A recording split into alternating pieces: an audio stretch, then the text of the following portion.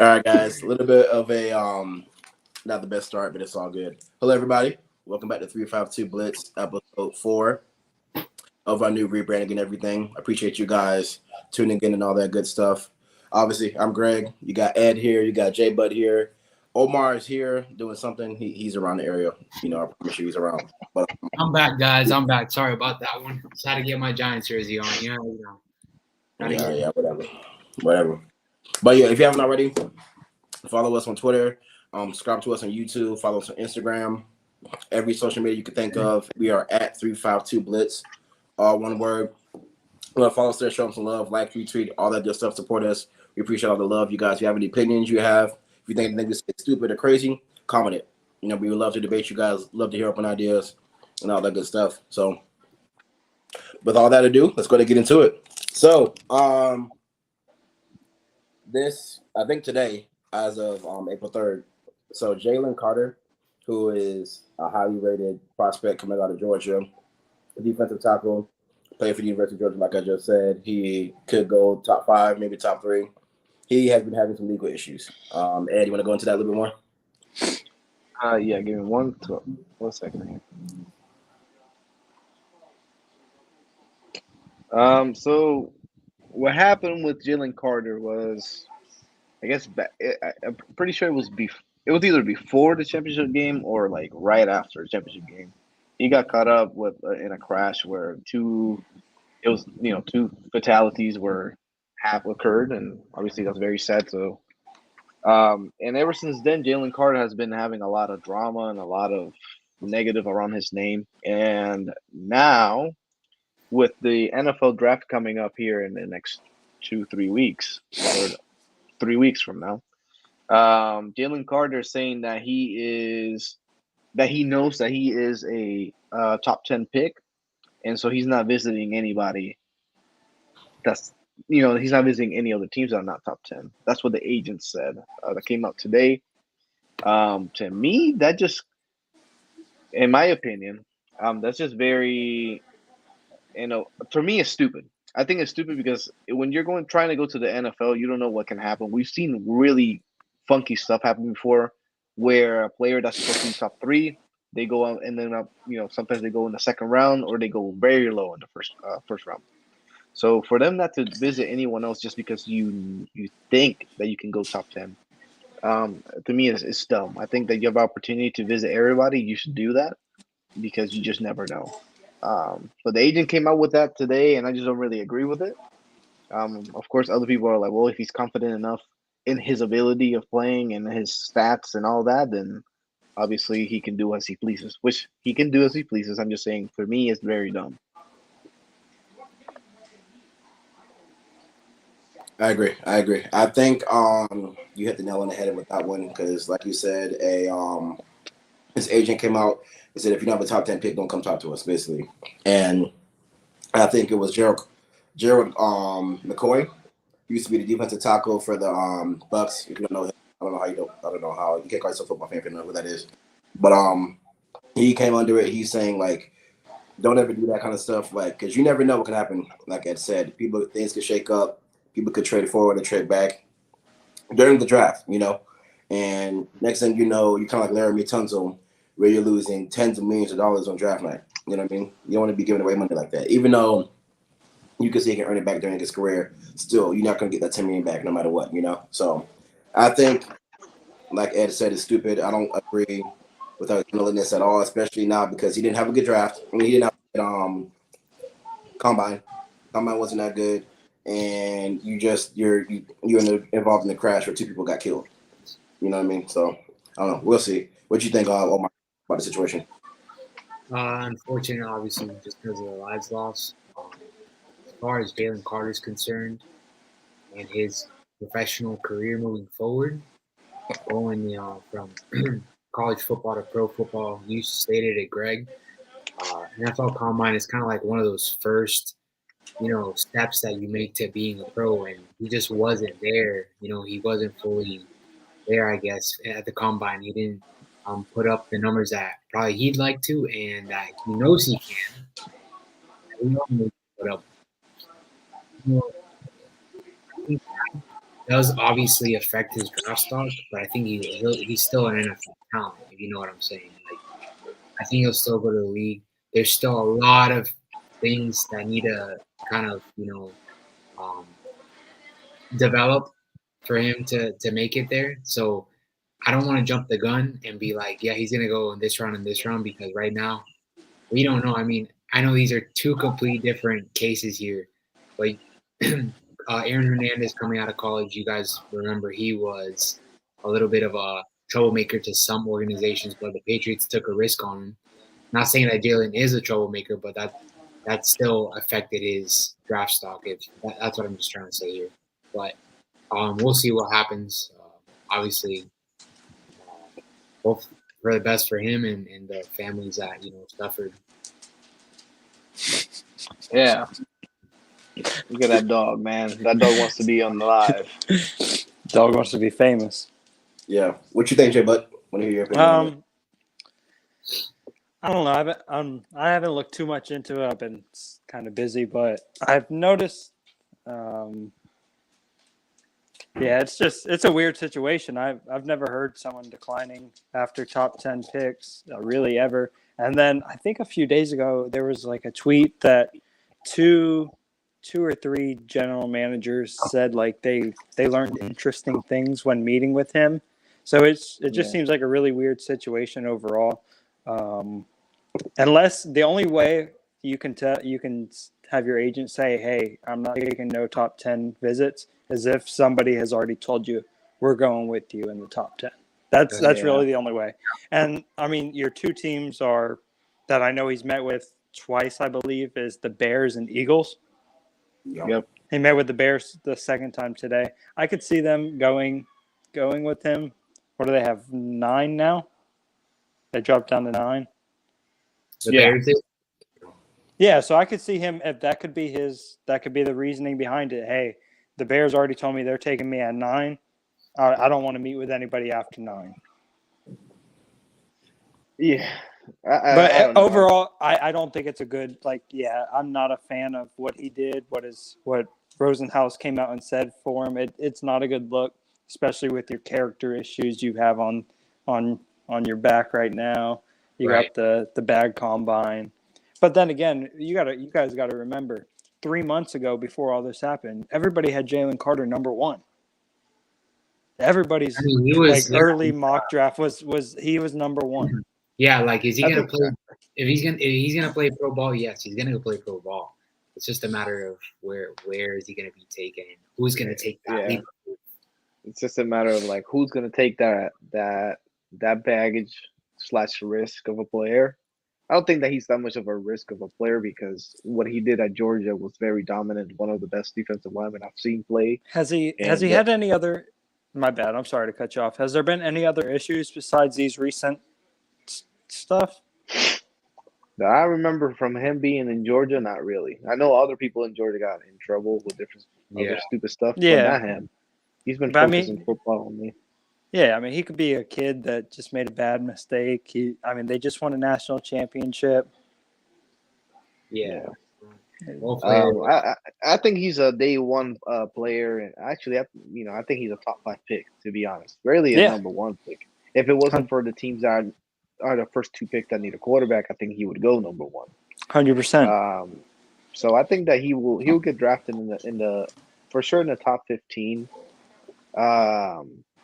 And he's gonna ball out in the NFL. I'm not worried about that. It's just kind of weird how the agent and him are kind of moving. But let's move on from Jalen Carter. We wish him the best, and hopefully we'll see him get drafted soon. His agent's pretty well known, right? Rosenhaus? Yeah. I mean, it's a very well known. So it's like you said. It's probably somebody told him, "Hey, if you're still there in the top 10 and nobody drafted you, we're gonna pick you. So don't even worry about getting anyone else." Yeah, but it's just anything can happen. Like a major trade can happen in the first 30 minutes of the draft, and then shakes up the whole draft board. So we shall see. But let's move on from Jalen Carter. Yeah. So talking about the draft a little bit more. 2 prospects that have been kind of controversial in this, this whole draft talk that we have in the past couple months. Will Levis, AR 15.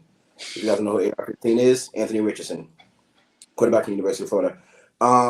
There's been some teams in the NFL that have said that they are not first round talent. They shouldn't be drafted in the first round. They don't think they'll be in the first round. What do you guys think about that? I'm going to start with Omar this time. Oh, that's a good. Yeah, thank you for picking me because I've been waiting to talk about this. Yes.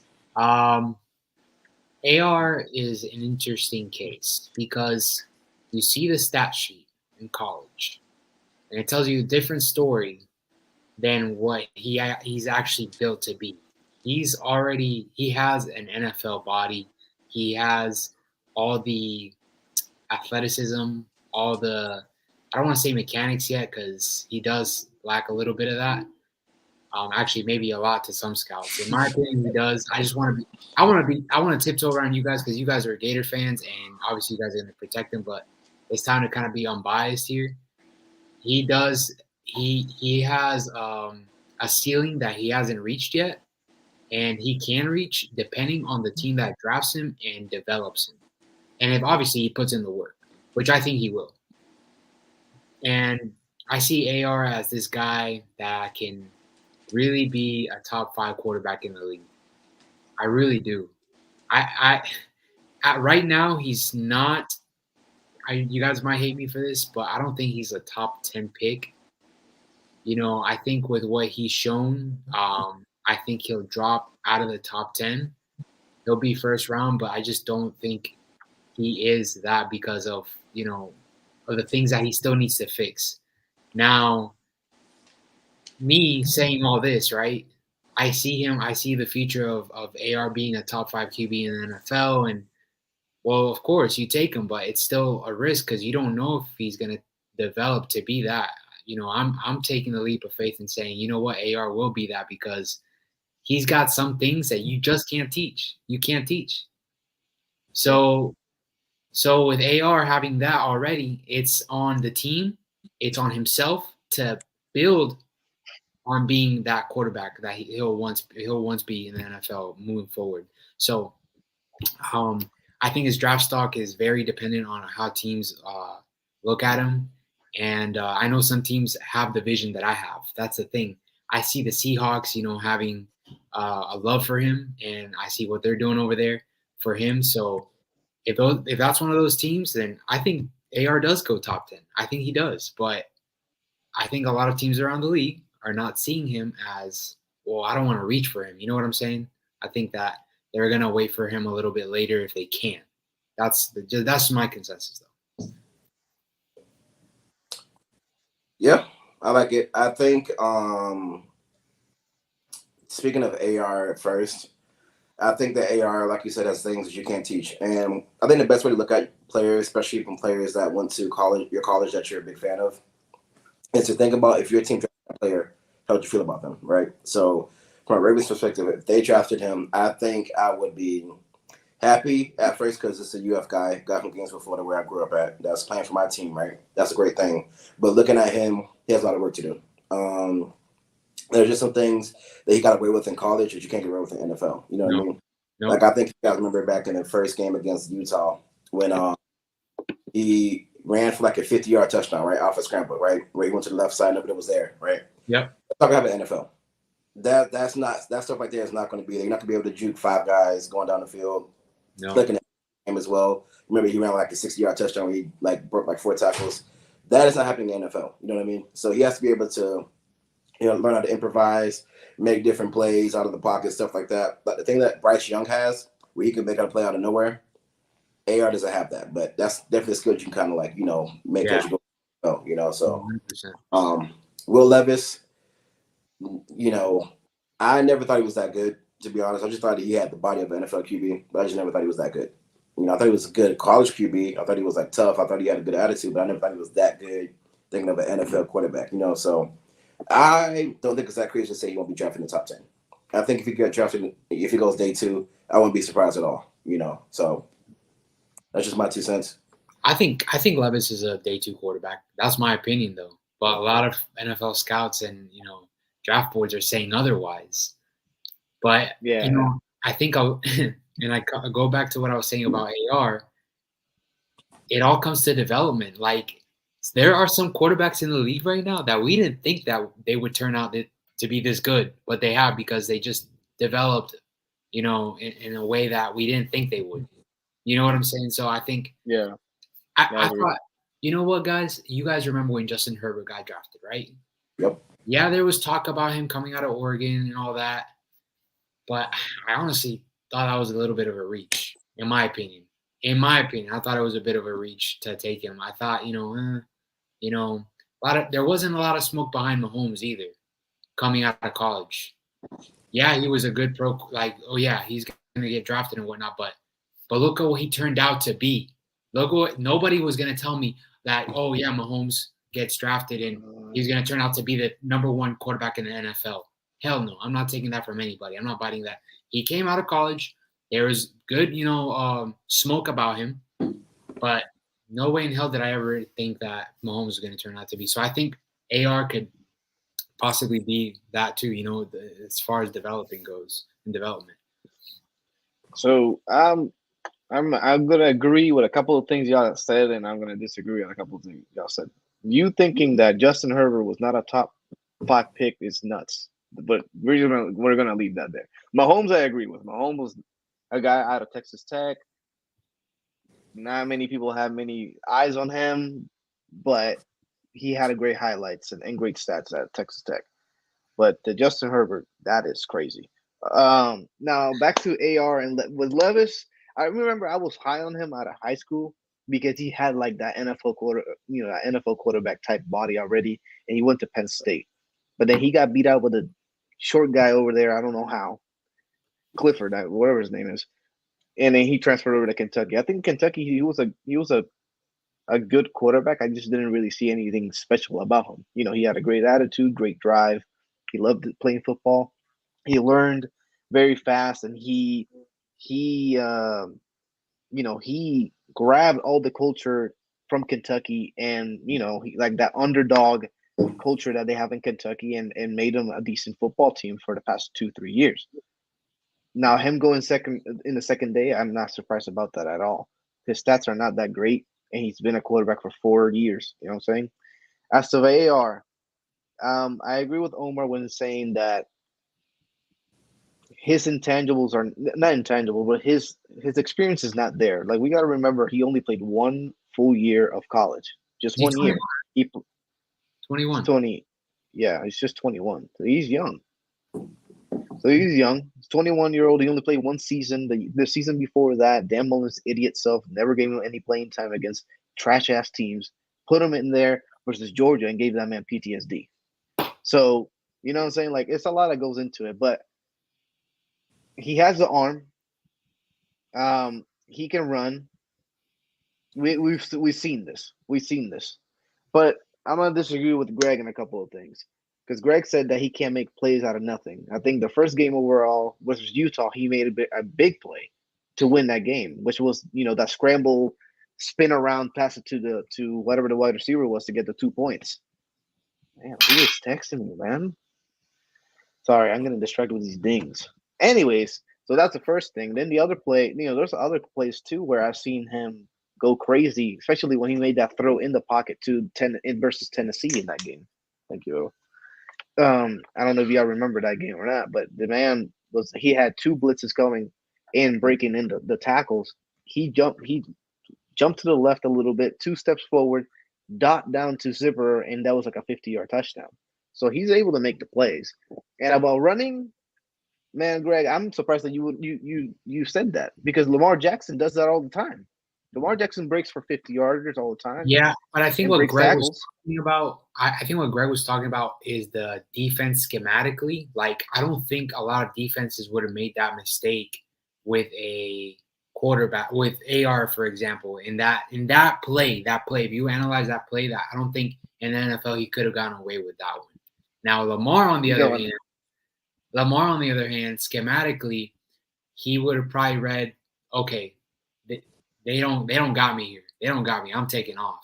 But we don't know if AR would have made that right decision, that Lamar would make. Is basically what he's trying to say. It's not I don't think Greg admits that he can't pull it off. It's just like schematically, he might not be able to read exactly how Lamar reads it. I don't know. Maybe Okay. I took it more as he can't run over somebody when AR is way bigger than Lamar, and Lamar and runs just as fast as Lamar. Oh no, I wasn't saying that, bro. I was saying like some things he gets away with in college, you won't get away with in the NFL. That's what I was. Oh saying. yeah, for sure. No, okay, yeah. No, I totally agree with that. He for sure. There's some things that he can't do the same mistakes that he did in college if he wants to have a successful time in the NFL. Just to keep it short. Other than that, I'm gonna pass it on to Justin. But a team like the Seahawks is ideally a team that I see him go into. A team that has a quarterback. They just extended Geno Smith for another 2-3 years. That allows AR to learn from a decent quarterback, because we've seen him. I mean, there's a reason why he's been in the league for 12 years. You don't stay in the league for 12 years, you're ass. So he can learn from a decent quarterback. He can learn from the system, as a backup. And then whenever they're getting blown out, or if they're blowing somebody out, or Gino, gets hurt, he can step in and get some playing time. That way, when he comes in year 3, that's his year. That's his prove-it year. Like, okay, I know what I'm doing. I can win a couple of games. The Seahawks are doing a great job on offensive line, the running backs and wide receivers. The defensive side, they're doing a lot better as well. So, as the team like the Seahawks is a team that I have an eye out for them drafting. They are. Jabo, what about you? Uh-oh. Buddy, you're muted, my guy. Mike.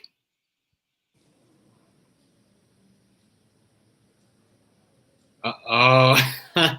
Oh man. All right, well, we'll let J Bud work on his mic situation. In the meantime, we're gonna go ahead and move on to the NFC East, because I know we talked about it a little bit. Yeah, we started talking about it briefly. Yeah, we started talking about it, and then we dropped at the I believe it was the Eagles and the Giants. The last 2 teams. Yeah, we no, actually we didn't get to the Commanders. We just did the Cowboys. We did the Cowboys, and I thought we did the Commanders. Nope, we didn't do the Commanders. We didn't talk about Jacoby Brissett. Okay. Right? But all right, go ahead. No, I was just gonna say that we had more important things to talk about last episode with Lamar Jackson situation. So that's why we had to kind of, move away from the NFC East. But yep. So who are we starting with? We're talking with the Commanders, Eagles, or Giants? So we gotta. We're gonna save the Giants for last, because Okay, so let's go ahead and do the Commanders. Yeah. Let's go do the Commanders right quick. So we lost Justin for a little bit here. I think he's having some issues. But that's okay. Everybody has some type of issues with the technology. It happens. So let's go ahead with the Commanders, man. And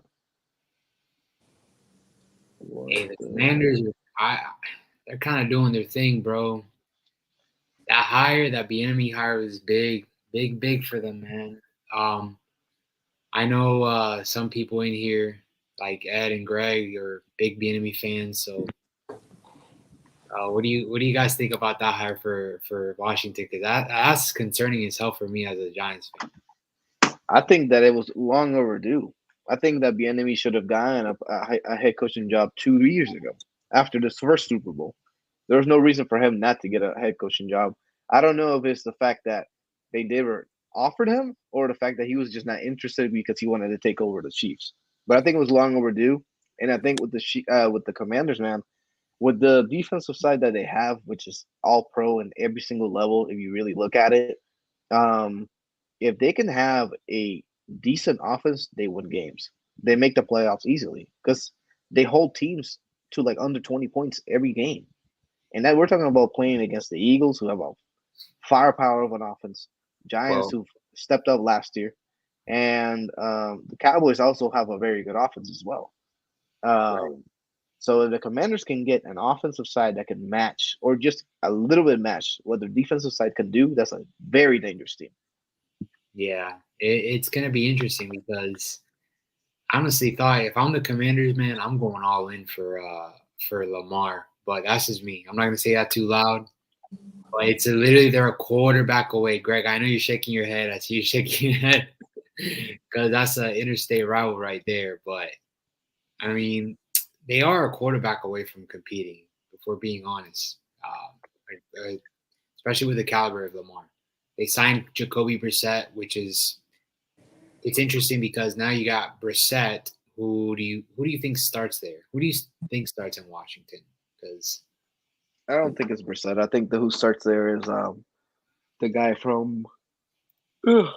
What's his name? Sam Howell. Oh yeah, I think Howell starts because in the last stretch of games, he was taking the majority of the snaps, and the offense looked a little bit different. A little bit step forward, and they already said that they wanted to use him as the head coach. As the starting quarterback over there. It's just a matter of fact if him and Bieniemy can click. Now, obviously, if they go in for a trade for Lamar Jackson, that's a whole different ordeal. But I think Sam Howell, if they don't make the trade, I think Sam Howell is the guy. Yeah, I didn't watch too much of the Commanders too much last season, but I did remember seeing that Sam Howell was the guy like the last 4 or 5 games. I think, if I'm not mistaken. I think first off with that Eric Bellamy hire, if I'm saying his name wrong, I apologize, but amazing hire. Y'all know I wanted him, but I think me not being selfish, definitely this is the best choice for him. He at least gets assistant head coach, associate head coach role, and OC. He does get an assistant head coach role. Yeah. I think that's good. That way he's not starting with a team that's just trash to where he'll just do bad to be thrown to the wolves, right? I think the team for him that's like good, not great, but definitely good. And then if he makes that team better, which I think he will, implements his plans and gets away from that, he was just Andy Reid's, guy, if he gets away from that stigma and then does well with the Commanders, I think the boys could be dangerous. I think Eric has something to prove. Like I said, he has something to prove. He's going to have people who have been saying he hasn't gotten that job for a reason. Like it's all been Andy Reid in Kansas City. He's not really that guy, which is a valid, critique you could say. But I still have faith in him. I think he's great. If you hear the players that I played for him in the past couple of years, they've said he's been great as well. So I'm excited. I'm excited for him. I'm happy for him. He deserves this. Like Ed said, this should have happened 3 years ago, 3 years ago. Long ass time ago. After the first Super Bowl. The Chiefs won, whatever year that was, in 2018. 2018, 2018, 2019, one of the two. I think the Commanders, I think Bieniemy is going to use Terry McLaurin a little bit like he used Tyreek Hill. That's my prediction. I think I don't know if it's Terry McLaurin, but I think Jahan Dotson. Jahan Dotson had a very he's underrated. He had a very good. Yeah, he had a. He was only a rookie. He was only a rookie last year. He put great stats up. His speed is different. He's only 22, so he has his whole career ahead of him. So I think Jahan Dotson is the guy that could do that for the Commanders. That or sorry about that. No, go ahead. Who? I was saying either Dotson or Curtis Samuels. I think that's a guy. Yeah, they got receivers, man. They got receivers. That's not a problem. They do. Yeah. So it's that QB, man. It's literally the QB. Brian Robinson's going to come back next year with vengeance because, he obviously shot his leg last year, but he didn't really come off 100% back from that. And, he's going to come back fired up next season. So I can't wait to see it. As a fan of the Giants, it's always good when the whole entire, division is competitive. So I like to see Washington get back to it. But you know what? You know what this causes me to do? Moving on to Philadelphia. So hold up. Yeah. Before we do that, Omar, let's pause right quick. Justin, go ahead and talk and see if your mic is working. What's going on over there? Nope. Oh my God. We gotta move on. Okay. I think Justin is having some trouble. We'll see him next week. But let's move on we'll see him next week, man. God damn. Okay. No, man. Respectfully. Yeah. So go ahead, Omar. You're just talking about Philadelphia, and you guys already know how I feel about Philadelphia. So, I'm gonna save my thoughts. For everybody out there, with the one viewer I see that's online right now, the one viewer. This man Omar hates the whole entirety of the city of Philadelphia for absolutely zero reason. That man hates anybody from Philadelphia, hates any team from Philadelphia, hates anything. He wants Philadelphia to be nuked for whatever reason. I've never seen somebody hate a whole city for Do no you reason. know that But that's Omar. the average NFL fan that is not an Eagles fan knows how miserable and insufferable that fan base is? And they can agree that they are one of the worst fan bases in the entire NFL, and I don't think that's up for debate. I think there's a lot of people that can agree with that statement, and I don't disagree with that statement. I don't disagree with okay, but that's with just starting. That's just starting with the fan base. That's just starting with the fan base. I can keep going about the team itself and how tragic of a franchise it's been. You've been around for however many years, and you only got one Super Bowl to show for it. You've been around the same time as the Giants, and you have one Super Bowl, and you want to bang your chest. You want to bang your chest about how you're this great team and you guys are the best fans in the world. Okay. For what? For what exactly? But anyways, that doesn't matter. That really doesn't matter. We got to talk about what their additions have been and who they lost this offseason, and will they make it back to the Super Bowl? So, all right. Go ahead, Greg. Take the floor. So I think we talked about this maybe last episode or episode before, but we talked about how teams in the NFL have a 2 to 3 year window of being at the top, right? And of course you have your outliers like the Chiefs right now, the Patriots, a few years ago. But the Eagles, I think, in my opinion, they're in the last year of that window going into next year, right? Because they got Kelsey for 1 year for like 10, 15 million. They got Brandon Graham, who's like getting older now. I think this might be his last year in his contract as well. Yeah. Fletcher Cox, he only has 1 year as well. Yeah. I think they just lost Slay, if I'm not mistaken, right? No, he agreed. He agreed to a 3-year, $42 million deal. All right, I'm sorry. So Slay stayed. CJG is gone. That's who left, right? He went to the Lions. Yeah. So I mean, they still got. It's a big loss. That's a big loss because CJ was big for them. He was really big. He was a key part of the offense. He was very good. Yes, he was huge for that secondary. So, and then offensively, not much has really changed. They lost their running back. I forgot his name. Miles Sanders. Miles Sanders is gone. He's been a big. Boston Scott. Yeah, Miles Sanders is gone. They got Boston Scott though, but I think what's up? Rashad Penny. That's what I meant. I didn't mean Miles Sanders. Yeah, that's not a big addition, to be honest. Yeah, Rashad. You don't think Rashad Penny's a big addition? No, man. He's always injured. No, that's true. That's true. I thought that Rashad was having a good year before Walker came in. Like before his injury, I thought he was having a decent year. But maybe that's just my fantasy brain. He's had a good year for Penny. But not like a great year. To where like if somebody signs on, they're gonna be like, oh, we got Rashad Penny. Gotcha. All right. So I will say, I'll say this, Greg. I'll say that, in my opinion, I don't think that this is the last year for them, simply for the fact that Jalen Hurts just got there. You know what I'm saying? Like he just got the starting position last year. So after the first year, he took him to the Super Bowl. So I do agree that every team has a window except if you're freaking Chiefs or the Patriots or whatever team. But I think that their window just kind of started. Yeah, I can kind of see where you're coming from. Because they do have the best wide receiver duo in the league, in my opinion, with Smitty and AJ Brown. I think definitely AJ Brown has just entered his prime, and I think Smitty is being Smitty. Smitty's not nowhere near his prime yet, which is crazy to think about, right? So I kind of see where you're coming from with that. I just think of look at all the Super Bowl teams, Super Bowl champions that have won, they've had an amazing defense, and their defense is slowly deteriorating. If you kind of look at it, right? That's true. You know what I mean? Like, Brandon Graham's old. Right. Yeah, but they got Nakobe Dean. Nakobe Dean's not. He hasn't done that much though, from what I've seen. I think he's just been special teams and situations here and there. I'm still excited to see what he can do if he can get some playing time and do his thing. But as far as what we've seen from the Eagles, like looking at 2017, looking at when they made it again last year, that defense has been insane. So I don't know. We'll see.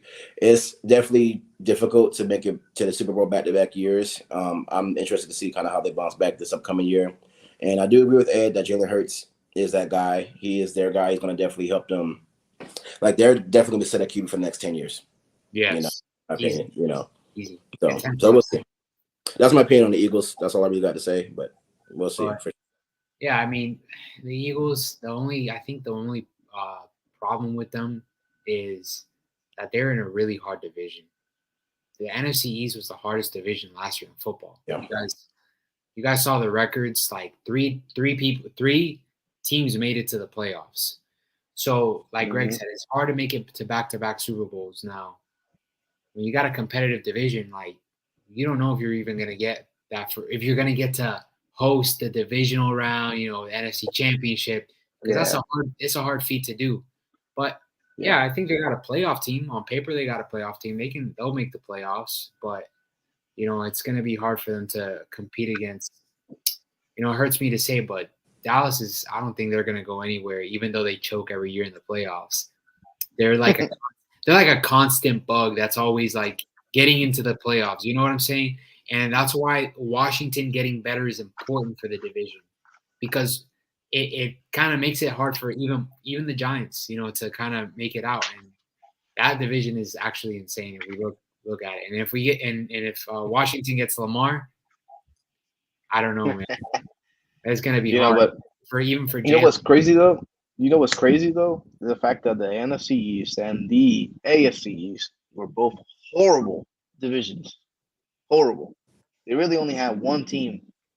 Oh, okay. Well, the AFC East will only have the Patriots winning. It was like an easy 6 wins every single year. Now you're talking about the Jets are competitive, the Bills are competitive, and the Dolphins. Patriots fell off.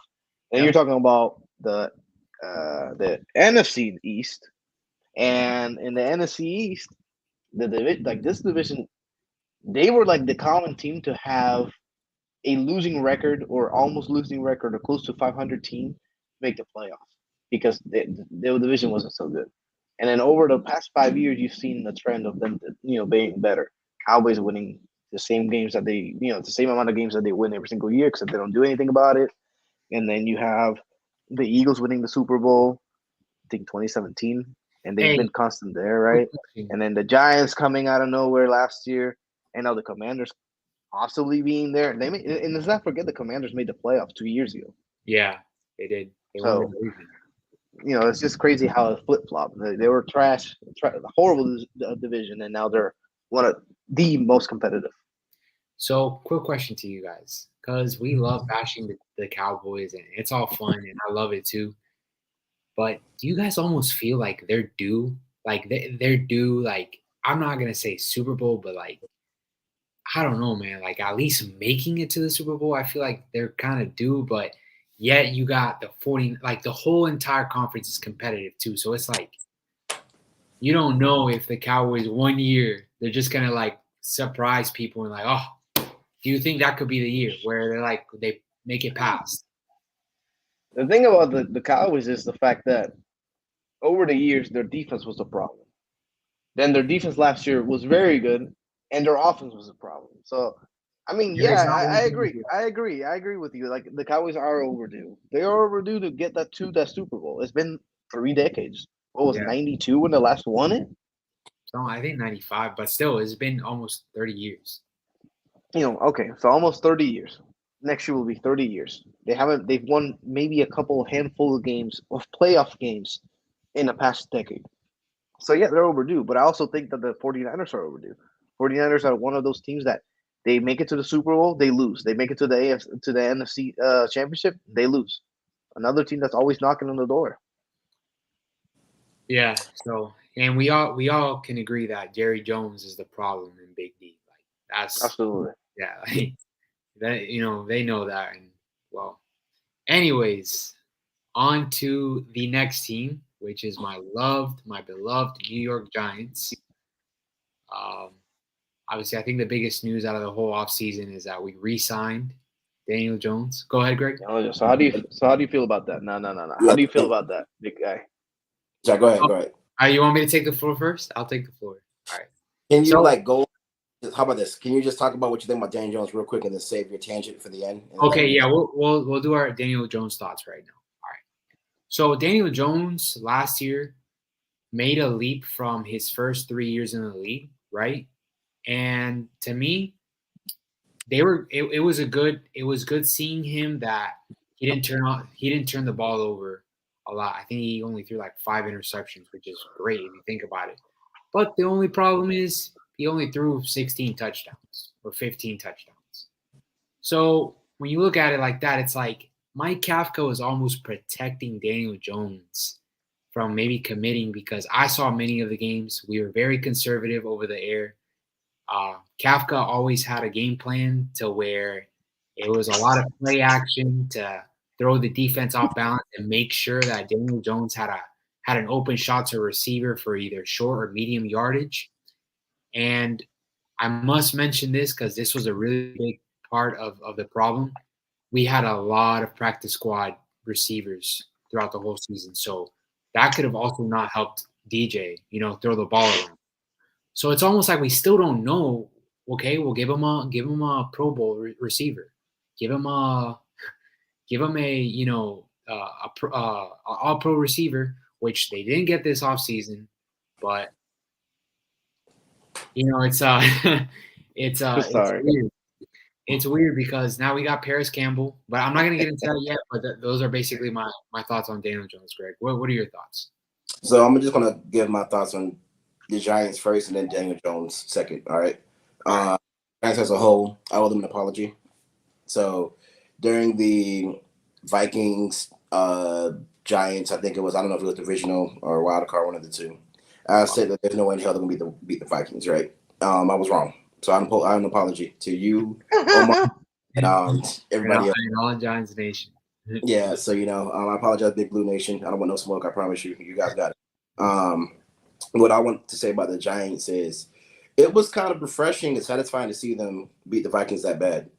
It was kind of cool to see Daniel Jones show up in the playoffs because that's just somebody who I disrespected for the longest too, and who I want an apology as well, because I just said he looks like a guy who went to Duke.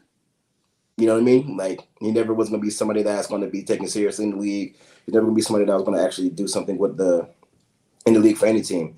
And the fact that he took the Giants and beat the team who I think was a first or second seed in the NFC and did the thing, throughout the whole regular season, it was kind of wild to see. So, I think the Giants, if they play their cards right and they make the right moves with the draft, which I don't know if they've been doing good with the draft these past few years. From what I remember, they haven't really been that good. Yeah, no, okay, so previous to our new GM, we've been really bad, but Shane last year, he made some good moves. I'd give him a B- for what the draft has turned out to be, but we'll see what he does this year. Quick question. If you don't know this on top of your head, it's fine. What pick do you guys have? The 25th, if I'm not mistaken. 25th? Okay. If you guys make a good move, if you guys can somehow maybe trade forward or, move the right cards around and play your cards right, make a few additions here and there, you guys could do something. You guys could definitely make it to the second, a third round, divisional conference round in the playoffs, in my opinion. So I think the Giants are definitely a team that are not to be disrespected anymore. I think they're better than the Cowboys, in my opinion. I think they finished second or first. I'll take the Giants over the Cowboys, in my opinion. Put this on TikTok. I don't care.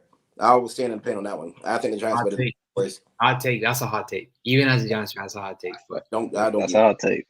Make it hot as hell, then. God damn it. But yeah, I be taking the Giants over the Cowboys. I think the boys have a better record than the Giants. Clip this too as well. I think the Giants will finish higher than the Cowboys in the regular season. I think they'll go further in the playoffs than the Cowboys in the regular season. I mean, in the Clip it. I think Daniel Jones might have a better career than Dak Prescott. I think that Saquon Barkley is better than anybody on the Cowboys offense. Saquon has been better. Whoa. That playoff game they have against the Vikings, that man Saquon. Come on, man. Hey, bro. Hey, listen. So with all the injuries Saquon has suffered, would you say that Saquon Prime is better than Ezekiel Elliott Prime? Would you say that? No. He's better than Ezekiel Elliott now. Okay. Zeke had 1,800 yards in the season, bro. I can't let that fly. All right. Prime Zeke. I was reaching for that one, Greg. I was reaching for that one. No, 2016 Zeke. No, it's way better than Saquon. But I think Saquon at his best, aka him in that playoff game against the Vikings, is better than anybody else on that Cowboys offense at their best. My opinion. Gotcha. You know, so that's what Giants. I don't know much of the mic, but you guys turn. All right. Wow. Okay, so a few things I want to say. If you give Barkley the Cowboys offensive line, you don't think he does the same? Ooh, The Cowboys. that's a good point. If you give Barkley the Cowboys offensive line in that's 2017, all-pro. 2016, when Ezekiel Elliott went for 1,800 yards, you don't think Barkley can do that too? We're talking about all-pro offensive line. Yeah, I think he could. I just think that thinking of if you're trying to talk about strictly the Cowboys offensive line, because they're just a team that just runs strictly downhill. With that, you know, I think he definitely can get as many yards as Zeke did. I don't know, bro. That's tough because Zeke is just somebody that you can just straight up get in the I formation and just run left or run right, and he's breaking 1 and 2 tackles, getting to the second or third level every single time. Saquon's not the type of back, right? He can want to definitely maybe get to the second level here and there, but he's not going to be someone that you can just line up in the I formation, run left or right. Okay. It's hard to compare, you know. Okay. And the other thing, what was the other thing that you said? Barkley being better than every offensive player in the Cowboys, that's nuts because they got CeeDee Lamb. CeeDee Lamb's not no joke. CeeDee Lamb's not a joke, but you know, is CeeDee Lamb Bro, the top? come on, man. CeeDee Lamb is one of the top. He's up there, bro. The wide receiver. Let me turn it back a little bit. Let me go back on that a little bit. I think that he's better than every offensive skill player. I think that, you know, Tyron Smith and them boys, he's not better than them. My bad. That's just crazy. But skill guys, I'm taking Saquon. I agree, Okay. Greg. I agree. I don't know if I'll agree with all that, but that's fine. That's why we have a podcast, right? With the Giants, all I just want to hear Omar say, Eddie, you were right. You know, because for 10 years, I've been telling Omar, bro, y'all need an offensive line. No, bro, we need a defensive lineman, and we need a quarterback and a Barkley and all this. If you wouldn't have drafted Barkley, you would have had a hell of offensive line. And Barkley wouldn't have gotten injured 58,000 times. Only thing. Well, guess what happens? Only thing. The first season, the Giants get a decent offensive line. They actually draft their trenches very well. They make the playoffs, and Daniel Jones doesn't look like a duck. The first season. Like I said, I thought Kafka did a great job of protecting DJ because there's a lot of plays where we were very conservative, very, very conservative, and rightfully so. He doesn't want to throw DJ out there to the wolves. So I get it. And one thing with Eddie is that he did, you know, I can confirm one thing with Ed is that he did tell me that Daniel Jones would be better if he had an offensive line. And he knew Daniel Jones had everything that it took to be an NFL quarterback. Like he does. But I didn't see it. I didn't see it in his first few years. It's just a lot of growing pains too with that. And obviously now with Andrew Thomas, who's becoming a Pro Bowl, he was a Pro Bowl left tackle. We got Evans from Alabama in the last draft and our right tackle. And Evan Neal, sorry. And I think we look good now in the trenches. We still need to, I think, fortify the guard and center position. Which you can definitely do at the 25th position. It's a little bit of a. I think if we want to be serious, we got to take an offensive interior lineman there. But now, as of right now, I think for DJ is receiving partnership. What do you guys think about Paris Campbell? Do you guys think that's a good pickup for us? Yeah, I mean Paris Campbell's a guy for the Colts that they never had a decent quarterback. Let's be honest there. Ever since Andrew Luck left the Colts, how he did, retiring wise, they never had a good quarterback. And he was still able to put up decent stats. I'm not saying that they were great stats, but they were like 600 yards, 2-3 touchdowns, 700 yards, whatever, right? But he was able to put decent stats with the Colts. So I think with a team with the Giants, with a coach that you guys have, I think that he easily goes into the second spot, first spot, wide receiver, and puts decent yardage for you guys and does a good job. So I think that's a good pickup, and it's only 1 year. So if it doesn't work out, he's gone. Yeah, and we got Darren Waller, which I'm a little bit excited about. Darren Waller for that third round pick that we got from Kansas City to send Tony to the Chiefs, but he's obviously an older guy, 30, 31 years old. The Yep. thing with tight ends, as we see, they can last longer than other positions. So, Yeah. he's going to be a guy that's going to be there for a few years. So we'll see. I'm excited to see what they can do. We got some veterans in the offense, and Matt Breida. That's important. And your guy, Gerard Davis. Gerard Davis plays. He signed another contract with the Giants. We'll see. I think Gerard is a good sideline to sideline. I think he just struggles with pass coverage. That's mainly his. It's always been his problem. Yeah, but he's a good run stopper, man. He'll Yeah. get all the way to the sideline if he needs to. But yeah, I'm excited to see what the Giants can do. I'm not gonna overly saturate the podcast with Giants because this is a NFL podcast and we gotta move it. So yeah, that's all I got. Wow. So now we got to give our thoughts on who's going to win the NFC East and the AFC East. Well, no, the NFC East. That's it. Yeah. So who do you got, Omar? Actually, Omar, we'll leave you for last. Greg, go ahead. Who do you think is NFC going to win East. the NFC East? You want me to say like who I think is going to go 1, 2, 3, and 4, just who's going to win? 1, 2, 3, and 4. Yeah. 1, 2, 4. Whatever you think. Whatever you want. 1 Eagles, 2 Giants, 3 Cowboys, and 4 Commanders. And you think one of those spots will be a wild card team? I think 1 and 2. I think it could repeat with all 3 teams making. Ooh, damn, that's tough. I only agree with you, Greg, if Washington gets better. If they look like a real team, I think it could be a 1, 2, 3 again. But it could be that, and if the it couldn't be if the Panthers do what I think they're going to do next year. I think the Panthers are going to be a little bit better next year. They have weapons, but we'll see. Yeah. But yeah, what I was saying is, I think Eagles, they still got people coming back, and I think the boys are hungry. They're going to go first. I think Giants will take that big leap, especially since the fact that they beat the Vikings in the playoffs. They're going to definitely improve and go fight for that second spot. Cowboys going to be the Cowboys. Don't really have much to say about them. And Commanders, they'll get better, but they won't really do much because that division is, like you said, the toughest in the league right now, in my opinion. So, yeah, that's my thoughts. So the reason that I'm gonna say that there's not 3 teams coming out of the NFC East is because I think there's gonna be 3 teams coming out of the NFC North. Ooh. But I think that I think the Eagles are gonna be one. That's bold. Yeah, I think the Eagles are gonna be 1.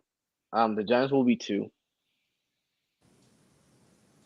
I'm gonna be bold again, and I think the Commanders make take that step and they upset the Cowboys, and the Cowboys end up being last. I think the Cowboys take a step back. I really do.